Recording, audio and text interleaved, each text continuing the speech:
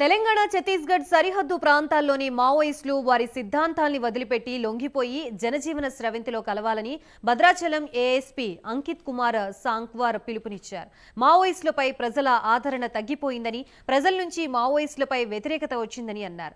అమాయకపు ఆదివాసీల్ని దౌర్జన్యంగా తీసుకువెళ్లి మావోయిస్టుల్లో కలుపుకుంటున్నారని మండిపడ్డారు. మావోయిస్టులంతా దగ్గరలోని పోలీస్ స్టేషన్లో గానీ, ఉన్నత అధికారుల సమక్షంలో గానీ లొంగిపోవాలని అన్నారు. లొంగిపోయిన వారికి ప్రభుత్వం నుంచి రావాల్సిన అన్ని సహాయకాలు అందిస్తామన్నారు. తాళిపేరు ప్రాజెక్టు సమీపంలో నిర్వహించిన వాహన తనిఖీల్లో అనుమానాస్పదంగా పారిపోతూ ఉండగా మావోయిస్టు మిలిషియా డిప్యూటీ కమాండర్ కారం సమ్మయ్యను పట్టుకున్నామని తెలిపారు. అతడి దగ్గర నుంచి పేలుడు సామగ్రిని స్వాధీనం చేసుకుని అరెస్టు చేసినట్లుగా తెలిపారు.